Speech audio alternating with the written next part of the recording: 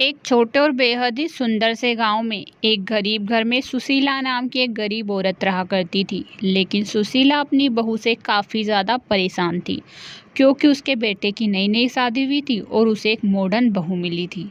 बहू हमेशा बेटे को सिखाती रहती थी और हमेशा अपनी सास की चुगली ही करती रहती थी। माँ जी कुछ काम नहीं करती, मुझे तो काम आता नहीं, सारे काम मुझ पर ही छोड़ना चाहती है, मुझसे तो इस गांव के काम नहीं होते, आपको तो पता ही है। अरे तो तुमसे कौन बोल रहा है कि काम करो, सारा काम तो माँ ही करती है ना, फिर भी तुम माँ के बारे में गलत चलती बोलती रहती हो, मुझे तो तुम्हारा कुछ समझ नहीं आता।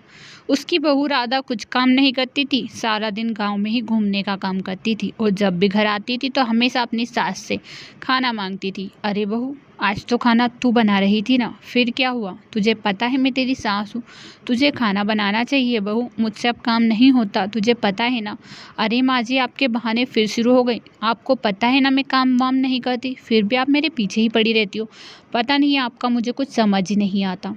राधा सारा काम तो अपनी सास से करवाती थी और फिर भी अपनी सास पर ताने ही तोड़ती थी। पता नहीं मेरी किस्मत में भी तुझ जैसी बहू मिली थी, अब क्या करूँ, सारा दिन मुझे ही खाना बनाना पड़ेगा, मेरे बेटी का पसंद जो है। माँ जी, आपको एक बार में समझ नहीं आता, मैं शहर की हूँ, मैं गांव के काम नहीं जानती, सारे काम तो अब आपको ही करने पड़ेंगे। बेचारी सुशीला क्या करे, दिन भर किचन में खाना बनाने में ही उसे फुर्सत नहीं मिलती थी। अब बहू ही ऐसी मिली थी जहाँ पर उसे आराम करने का समय था, बहू ने तो उसे काम धाम पर लगा दिया था। सुशीला कुछ समझ ही नहीं पा रही थी, लेकिन सुशीला थी बड़ी दयावान, अपनी बहू पर दया करके खाना भी खुद ही बना देती थी और फिर कहती थी, मैं भी कितनी पागल हूँ, बेचारी बच्ची पर ही चिढ़ती हूँ। यहाँ बात सुनकर उसकी बहू राधा सोचती है, पता नहीं माँ जी का कुछ समझ नहीं आता, कभी तो मुझे बच्ची कहती है और कभी मुझे डांट लगा देती है।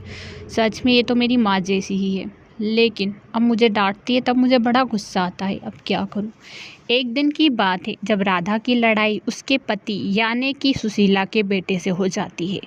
मुझे अब तुम नहीं चाहिए, तूने मेरी माँ की जिस तरह कद्र बनाई है ना, अब तो इस घर में नहीं होनी चाहिए। मेरी माँ दिन भर काम करती है और तुझसे इतना काम भी नहीं होता, लेकिन आपने पहले मुझसे यही कहा था कि आप मुझसे काम नहीं करवाओगे। अब राघव उसे घर से निकालने लगता है कि उसकी माँ समझाती है, नहीं बेटा, तू उसे शादी करके लाया है, चाहे कुछ भी हो जाए तेरा फ़र्ज़ बनता है उसका साथ देने का, अब चाहे उसे खाना बनाना ना ही आता हो, लेकिन तू इस घर से उसे नहीं निकाल सकता।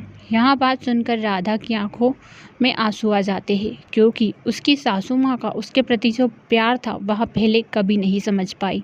अब वहाँ अपनी सास के पास जाती और माफ़ी मांगती है, माँ जी मुझे माफ़ कर दीजिए, मैंने आपके साथ कितना गलत किया, भला बुरा कहा, लेकिन फिर भी आप मेरे बारे में इतना सोचती हो, मैंने कभी सोचा भी नहीं था कि मुझे ऐसी सास मिलेगी। बेटा, सास तो तेरी माँ जैसी है, लेकिन तू समझ ही नहीं पाई, लेकिन अब से समझ लेना, काम धाम सीख जा, तुझे पता है ना मुझसे अब काम नहीं होता, अब जो भी होगा तू ही संभालेगी घर। ठीक है माँ जी, अब तो मैं सारा घर संभाल ही लूँगी, क्योंकि आप जैसी सास मुझे जो मिली हो, आपको पता है राघव जी इतने गुस्से में मैंने कभी नहीं देखा। हाँ तुझे पता है, क्योंकि राघव को मेरे बारे में सब पता है, बचपन से ही उसे पाला है ना मैंने, इसीलिए वह मेरी दया लेने लगता है।